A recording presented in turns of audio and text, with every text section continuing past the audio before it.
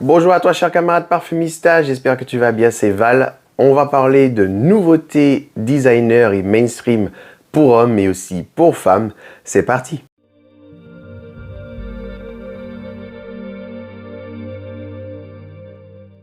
Chers camarades, je suis trop content de te retrouver. Alors, tous ceux qui me suivent depuis longtemps, je vous remercie, merci depuis le début. Vous êtes là avec moi. On a fait grandir la chaîne. On est plus de 1980 followers. C'est extraordinaire. C'est juste incroyable. Donc, vraiment, merci. À ceux qui découvrent ma chaîne, bienvenue. Bienvenue à vous. Bienvenue sur cette chaîne. Alors, vous allez toujours en apprendre plus. Moi, mon but, c'est de permettre aux gens d'apprendre des choses, de découvrir les coulisses en même temps. Je ne vais pas vous dire seulement, oui, ce parfum, il sent bon, achetez-le. Non, je vais toujours vous donner des plus, des infos, des choses intéressantes qui vont vous permettre de vous cultiver niveau parfum. Alors c'est parti, on va commencer avec un parfum pour femmes et c'est Chloé Nuit d'Égypte. Dedans, vous allez retrouver des notes de fleurs d'oranger, de kifi, de vanille. C'est un parfum qui a été créé par Juliette Karagezoglou de la maison de création IFF. Vous allez aussi retrouver des notes de myrrhe, de gingembre, de cannelle, de la fleur de genêt, du cypriol et de l'opoponax. Alors juste derrière, vous voyez, j'ai une petite bougie qui m'accompagne. C'est une bougie Maison Violet. C'est leur première création en bougie. J'adore. Ça m'accompagne, ça m'apaise. Donc, pour revenir au parfum Chloé Nuit d'Égypte, vous avez cette fleur d'oranger. Vraiment, elle est magistrale. C'est la fleur d'oranger solaire à souhait. Elle rend fou. Moi, elle m'a rendu dingue. Vraiment, j'ai adoré ce parfum. Il y a quelque chose de lumineux qui ressort. J'ai l'impression que c'est même une luminosité qui est limite aveuglante. Donc la beauté de cette fleur d'oranger, elle est à couper le souffle. Ça, c'est une magie qui va opérer en même temps avec la vanille. La vanille qui va apporter sa gourmandise soft, douce, très tendre. Voilà, très souple également. Et puis cet accord de kifi. C'est pas la première fois que j'entends ça. J'avais déjà parlé il y a longtemps du kifi de mémoire pour une autre marque, un autre parfum, mais ça remonte. Je m'en souviens plus.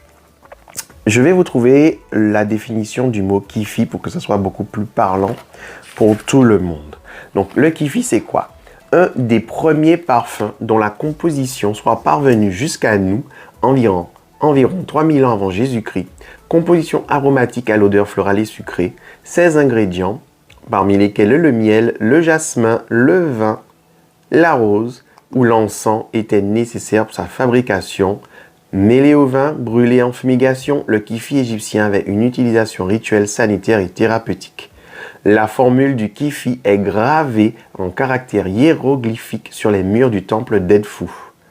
Voilà, je ne vais pas poursuivre plus, vous avez vu dans l'ensemble du coup de qu'est-ce que c'est que le kifi du coup. Les notes de myrrhe, les notes aussi d'opoponax, elles sont plutôt discrètes, j'ai trouvé. Voilà, c'est pas ce qui est le plus présent, donc ne vous faites pas d'illusions. Ça va être surtout la fleur d'oranger. Je pense que le but c'était de laisser la fleur d'oranger s'exprimer, briller de mille feux. C'est vraiment quelque chose qui va rester en sous-bassement. Je pense que c'est surtout pour le fond, pour le côté caractère. Mais c'est même pas très fort, c'est plutôt léger. Moi, ce que j'ai aimé, c'est le miel qui va ressortir, qui va donner quelque chose de doucereux, de caressant, mais plus que ça, de gourmand. Il y a une petite gourmandise abstraite dedans. C'est pas un parfum gourmand pour être gourmand, pas du tout. Mais c'est tellement beau que ça en est délicieux. On a envie d'en manger, quoi. C'est ça. C'est beau à en déguster, quoi. Sur ma peau, le parfum était plutôt intime, donc je préfère vous le dire. Testez sur votre peau pour voir ce que ça va donner. Mais c'était plutôt intime sur ma peau. Donc après, sur les vêtements, par contre, là, c'était très différent. Ça tenait beaucoup et ça déployait très bien. On sentait le parfum sur moi. Ensuite, je vais vous parler là d'un parfum pour homme, le Boss The Scent Elixir, qui était sorti il y a quelques mois, mais je n'avais pas vu et j'étais passé complètement à côté. Donc, je vais vous en parler. Dedans, vous avez du piment rouge, vous avez du lavandin, vous avez du santal Et j'ai retrouvé aussi des notes à mon nez, j'ai retrouvé des notes de l'original de Boss Scent. C'est le gingembre, la bergamote, et oui, les bois ambrés sont vachement présents, et pour cause. Cardamome aussi, c'est très présent, et l'ananas et le patchouli. Donc même si c'est pas listé, c'est pas mentionné, moi j'ai retrouvé ça. Alors c'est un parfum qui est très acidulé, très acidulé, avec une overdose de bois ambré qui pique. Alors je vais préciser bois ambré qui pique parce qu'il y a différentes nuances de bois ambré, de la même manière qu'il y a différentes nuances de musc. Alors moi j'ai une très forte tolérance au bois ambré. Je n'ai pas systématiquement un problème avec les bois ambrés, mais pour le coup, les bois ambrés qui sont utilisés dans ce parfum, le Boss Scent Elixir, c'est vraiment les bois ambrés pétaradants qui piquent le nez et qui envoient. C'est dommage, c'est pas les bois ambrés raffinés. Donc là, on est dans un parfum qui est criard, un parfum qui est très expressif. Donc je vous le dis, il vaut mieux aimer les parfums excessifs comme ça pour pouvoir apprécier cette fragrance. Après, je sais qu'il y a beaucoup de messieurs qui aiment qu'on sache qu'ils sentent bon, qui veulent justement tout de suite marquer les esprits et faire comprendre aux gens autour d'eux qu'ils portent du parfum et qu'ils se sentent propres, qu'ils sentent le parfum, qu'ils sentent bon, qu'ils sentent pas le sale et la crasse. Il y a des gars qui veulent vraiment marquer les esprits en portant des parfums qui tapent. Il n'y a pas de souci. Chacun ses goûts. Là, on est dans un fougère boisé. Un fougère boisé ambré, un néo-fougère même. Donc il y a même ce côté mousse de chêne, fausse mousse de chêne, qui est là aussi. Vachement de notes de lavande, mêlées à la cardamome, mêlées à la bergamote et ce patchouli en fond et ce gingembre. Ouais, c'est pas pour les petites natures. Donc voilà. C'est un parfum que je verrais, messieurs, porter surtout en soirée, pour le coup, pour que ça puisse voilà, vous sublimer, et puis votre tenue aussi. Mais aussi, il est assez sportif, ce parfum. Donc, vous pourrez aussi vous faire plaisir pour quand vous irez au sport, vous avez besoin de sentir, d'atténuer l'odeur, peut-être de la transpiration, je ne sais pas. Mais je pense que ça pourrait le faire. Ensuite, on va parler des deux nouveaux parfums de chez Jean-Paul Gaultier et c'est la gamme Paradise Garden. Donc là, je vais commencer avec le beau Paradise Garden, donc le parfum pour homme. Vous avez des notes de coco salé, de figues vertes, de bois de santal, du gingembre, de la menthe. Et c'est un parfum de Quentin Biche, créé par Quentin Biche, donc de chez Givaudan. D'accord? Alors, juste pour info, sachez que l'original, le beau, il contenait du santal, du coco, du bois ambré, de l'ambre gris, du gingembre, de l'ananas et de la fève de tonka. Alors, ce que moi j'ai apprécié, c'est qu'ils ont diminué la dose de noix de coco et ils ont enlevé l'ambre gris. Et moi, justement, ce qui me dérangeait, c'était l'ambre gris plus la noix de coco, ça m'écœurait. Ça me donnait des hauts le cœur, carrément. Oui. Et je suis content qu'ils aient enlevé l'ambre gris et qu'ils aient diminué sur la noix de coco. Parce que les deux ensemble, c'était pas possible pour moi. Donc, c'est plus le cas ici. Le Beau Paradise, c'est toujours le parfum Le Beau pour homme ou notes fruitées qui sont tropicales. Voilà. Et ça reste un boisé qui va être gourmand, donc, à mon nez. C'est pas un parfum vert, je ne fais pas de corrélation avec la couleur du jus. Pour moi, ça n'a pas de lien. Quand on met une couleur verte, pour moi, c'est que je dois sentir le végétal, je dois sentir le croquant du végétal, je dois sentir quelque chose de l'herbe fraîche, voilà, vous voyez, quelque chose qui fasse vert.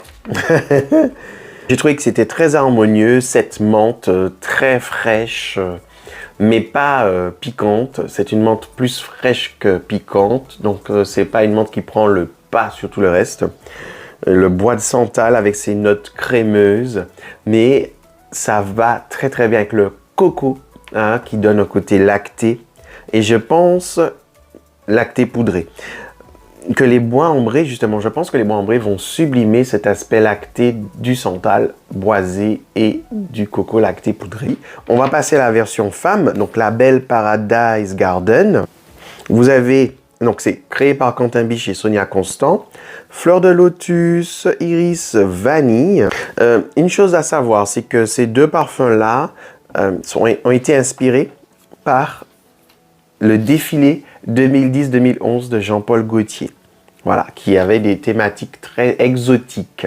Asie, voilà, c'était vert. C'était vraiment quelque chose qui rappelait l'exotisme oriental. Donc, au-delà des facettes qui sont fruitées, tropicales, la note florale a des accents aquatiques assez prononcés.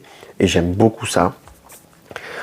C'est peut-être cette note, justement, qu'ils disent de fleurs de lotus. Moi, je trouve ça très joli. Vraiment, vraiment, c'est très, très joli.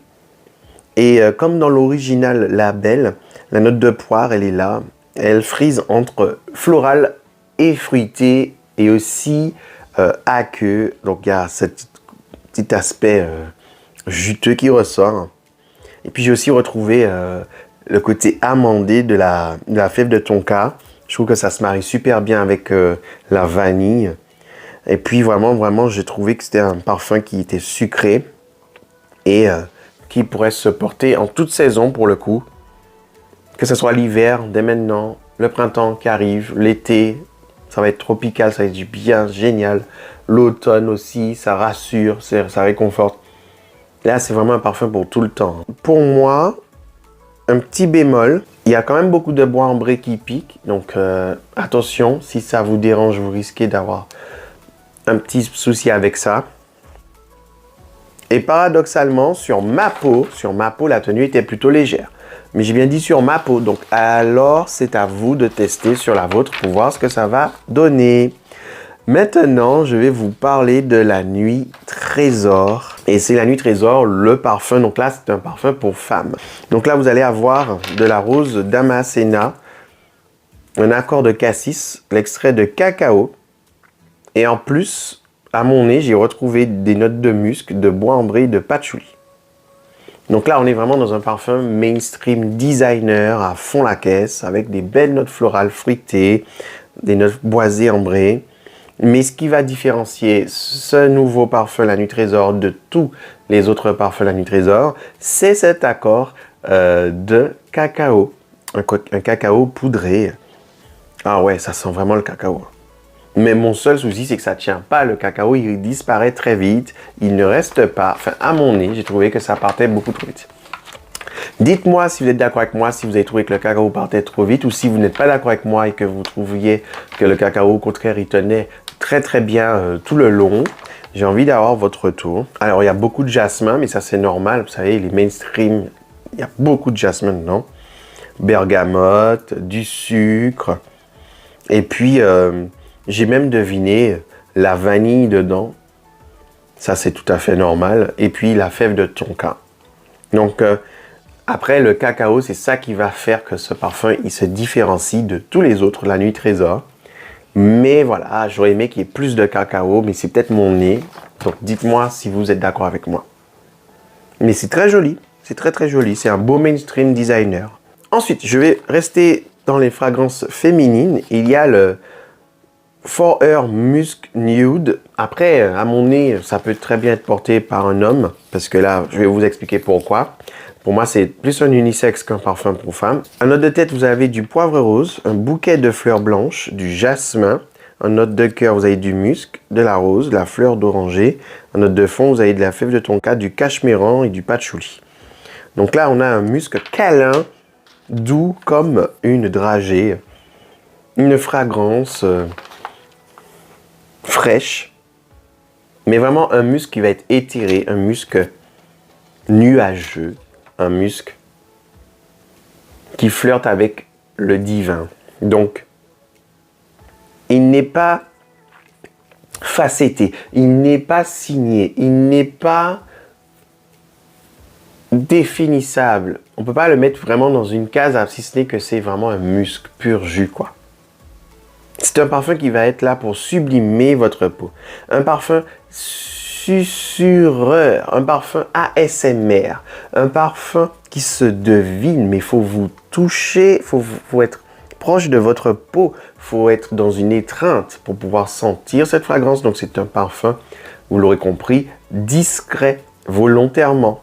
C'est un parfum qui est là pour la personne et uniquement pour la personne qui porte le parfum.